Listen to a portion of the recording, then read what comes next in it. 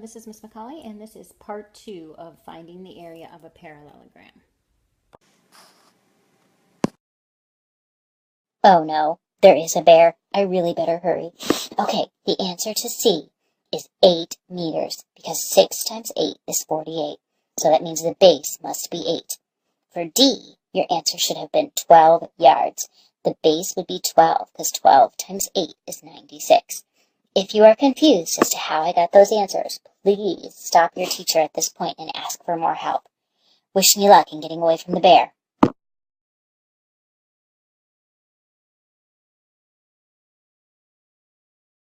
Tip that I want to point out is this one right here. This is important whenever you're doing these type of problems. Please make sure to check your work. To check your work, replace B and H in the formula with the answers that you get. So for example, Porky got 8 for C. So that means you should check to make sure that 6 times 8 is 48. That is true. Same thing over here. 12 times 8 is 96. So that means our answers were correct. Good job. Okay, go ahead and go to your next page, please. Okay, let's look at a slightly trickier example. Okay, Ramilla is painting a replica of the national flag of Trinidad and Tobago for a research project. Find the area of the black stripe. That means just simply this area. This black stripe is a parallelogram. It has a base of 6 3/4 inches. Fraction.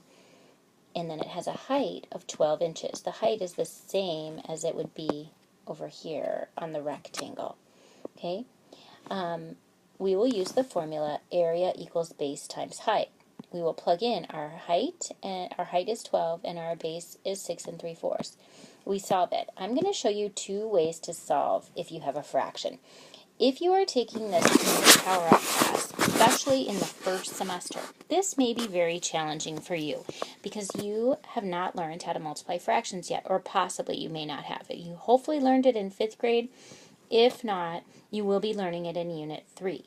So I'm going to show you how to change this into an improper fraction so that you can multiply. But then also you have options in your assignments to also use decimals. So in this case, we would change 6 3/4. Let me show you. Okay, so our area equals 6 3/4 times 12. Okay, in order to multiply fractions and mixed numbers, we always must change our mixed numbers into improper fractions. This you should have learned last year. If not, I will give you a little reminder. In order to change that into an improper fraction, we do the MAD approach. And I'll show you what that looks like. Okay. We take the denominator, multiply it by the whole number, and add the numerator. And so 4 times 6 is 24, plus 3 is 27.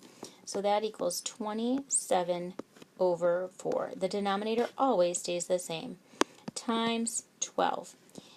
Whole numbers we put over 1.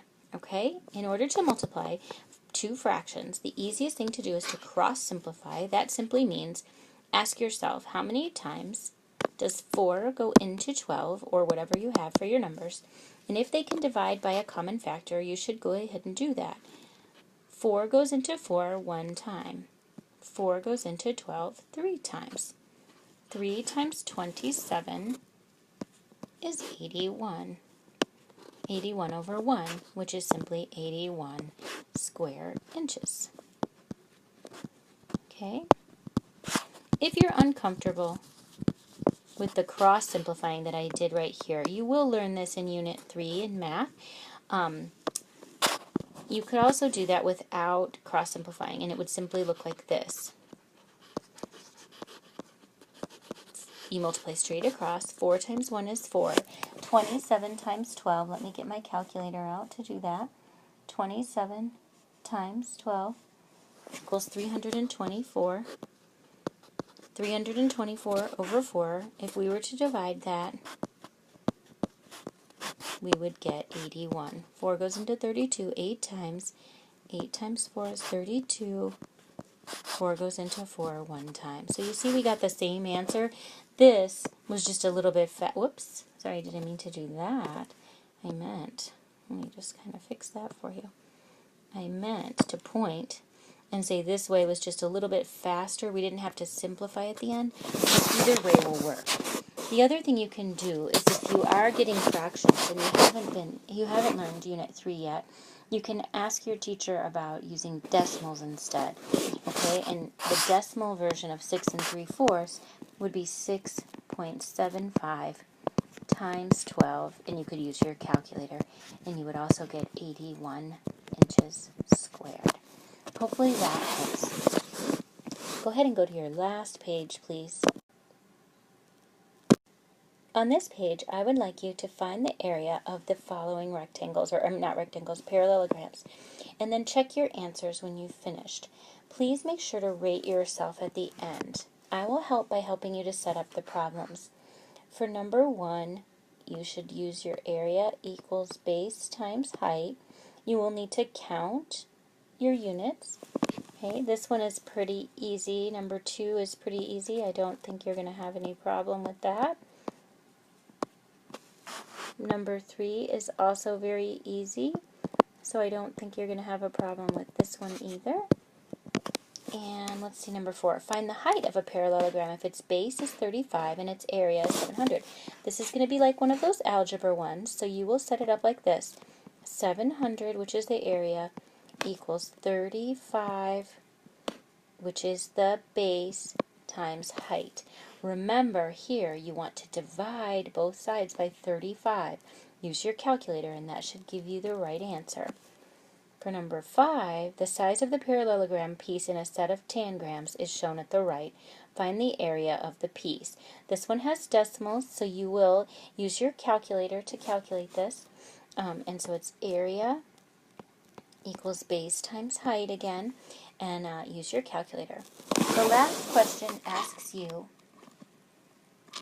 how are parallelograms related to triangles and rectangles? Okay, you can try to answer that question as well. Okay, when you finish, please rate yourself. How confident are you about the area of a parallelogram? Shade the ring on the target to show how confident you are. This means I really need help. This means I'm doing okay, but could use a little bit of help. And in here, bullseye means I get it. I am ready to do this. Okay? Please show that to your teacher after you finish your notes. Bye for now. Oh, sorry. I almost forgot. I need to give you the answers to these problems so that you can check it. Let me call Porgy back in so he can give you the answers to the 6 questions on this page. Okay, you better be quiet. There's another bear. The answer to number 1 is 12 units squared. The answer to number 2 is 50 feet squared. For number 3, it's 77 meters squared. Number 4 is 20 centimeters. Number 5 is 13.26 centimeters squared. And for number 6, you could have said something like parallelograms can be decomposed into triangles or composed into rectangles. You can find the area of parallelograms. A little scared and run off and didn't finish that last sentence. Okay, don't forget to rate yourself, and if you have any questions, please make sure you ask before heading on to practice and checkpoint. Bye for now.